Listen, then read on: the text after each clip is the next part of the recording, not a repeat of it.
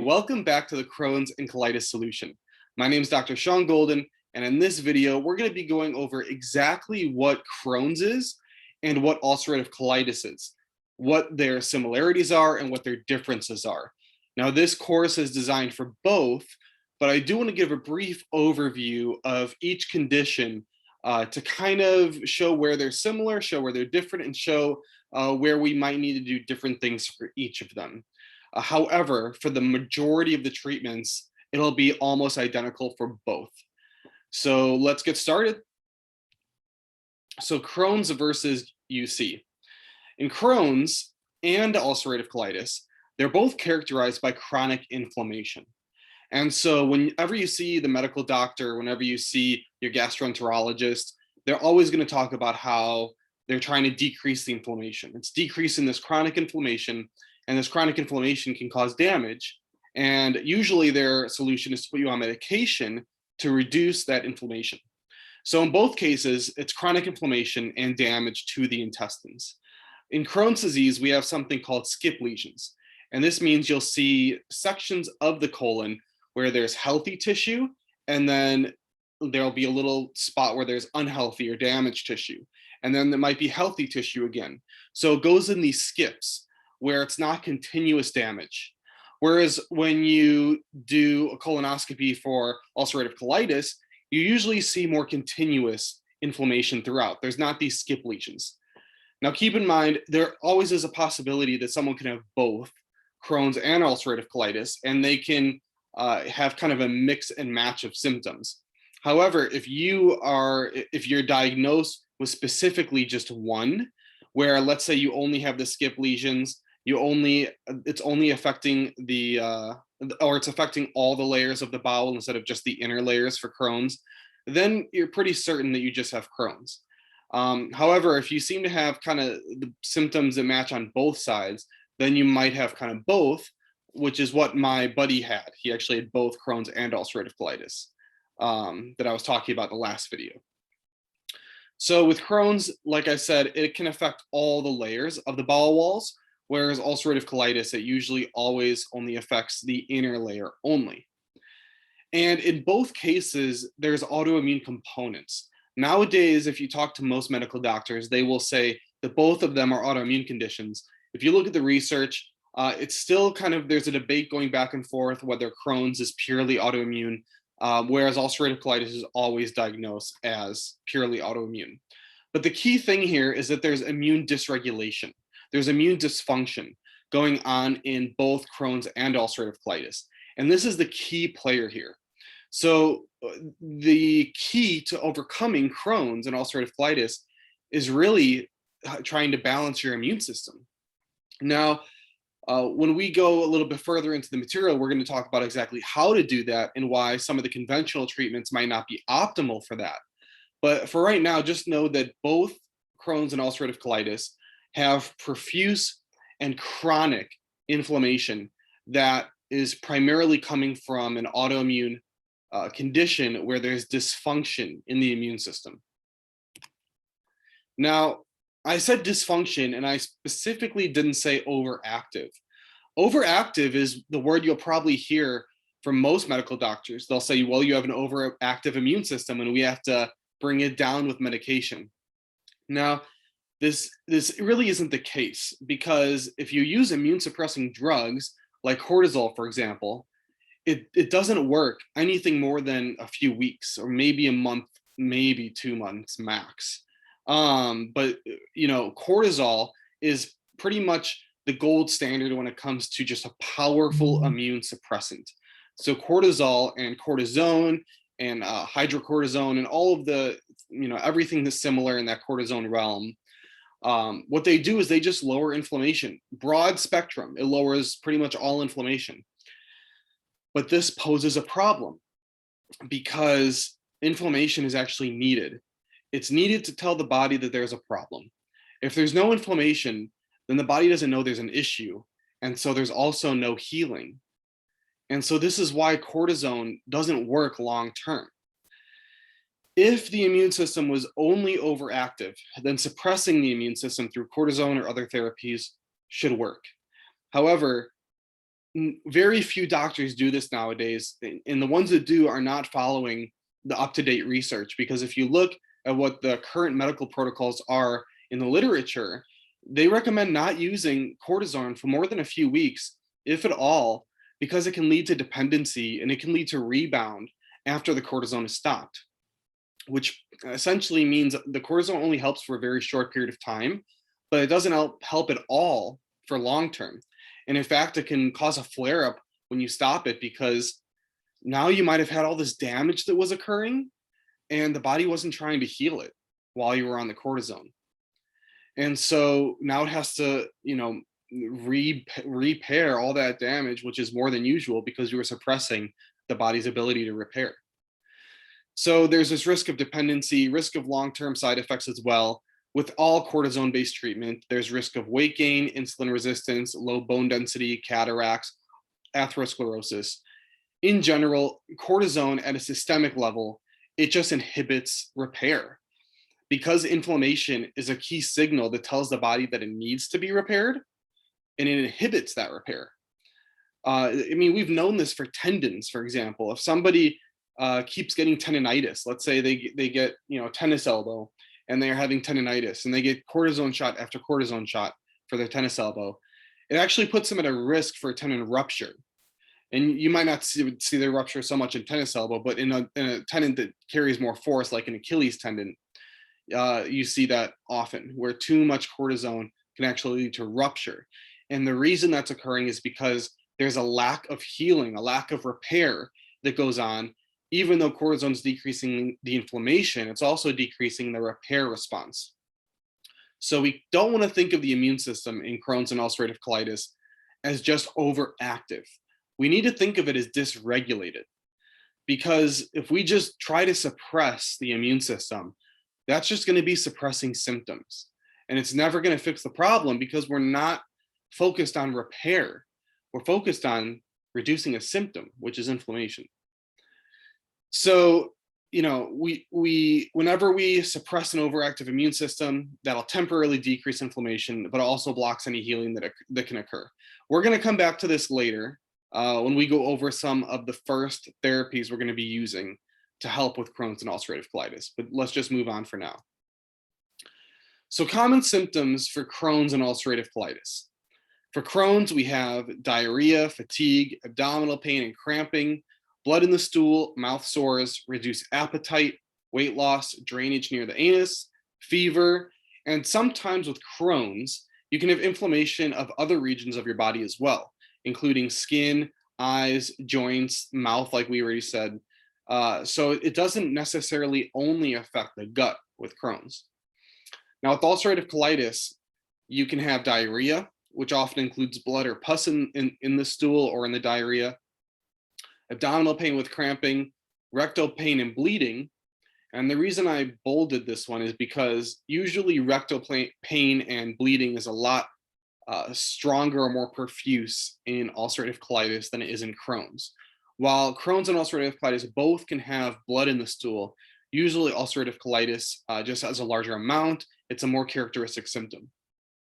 Urgency to defecate, meaning you always feel like you need to run to the bathroom. Inability to defecate despite urgency, weight loss, fever, and fatigue. So you can see how some of these symptoms overlap, but there are some differences between them, some minor differences. And again, some people do kind of have a combination of both of these conditions. Now, hang in there. I know that so far we've just talked about kind of what's going on. We haven't talked about how to address it, but there are natural options available that you probably haven't heard about before, specifically for Crohn's and ulcerative colitis. So just make sure you keep that in mind as we go through this. Now, a brief overview of Crohn's. If you have ulcerative colitis, we're going to talk about that on the next slide, but just quickly, with Crohn's, again, the immune system is not simply activated or not. It's not like you have this dormant immune system that's not doing anything until it's activated. That's just not how it works. It's a dynamical system. So it's this system, this immune system is constantly at play. Sometimes you have anti-inflammatory components, sometimes you have pro-inflammatory components. These immune messengers are called cytokines, and we have hundreds of them. And really, they tell the body how to respond to inflammation, or even to show the body that there is inflammation. Now, some of these cytokines are geared more towards being pro-inflammatory, but there are some that are geared more towards being anti-inflammatory. So again, we don't want to reduce all of them. We just want to modulate them.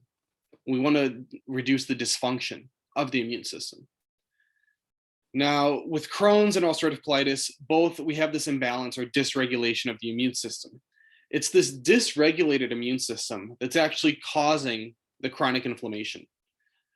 You see, another reason we don't want to suppress the immune system is because research has found that with Crohn's, the immune system is already lowered in almost everyone. And so this is a problem, because when the immune system's already lowered or it's not able to do its job effectively, then any repair that needs to happen in the tissue, or if there's pathogens or bad bacteria that the immune system needs to fight off and it just can't do a good enough job, then instead of just having it be acute inflammation, where you only have inflammation for a short period of time, because of this lowered immune system, it can lead to chronic inflammation, or you have inflammation for long periods of time. And this is usually what causes a flare-up.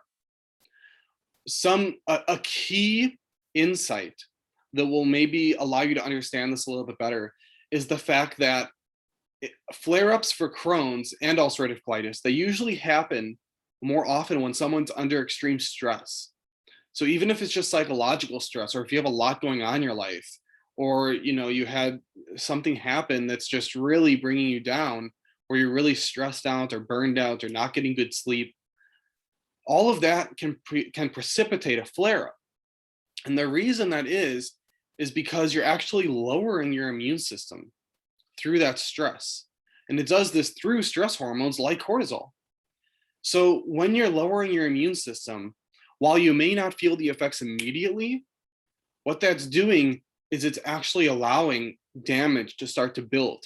And instead of the body being able to repair it immediately like it usually does, it's now elongating that repair, and it's not letting that repair happen like it should. And so when that stress goes on for too long, eventually it just accumulates to the point where you get this big flare up, or tons of pain, bloating, cramping.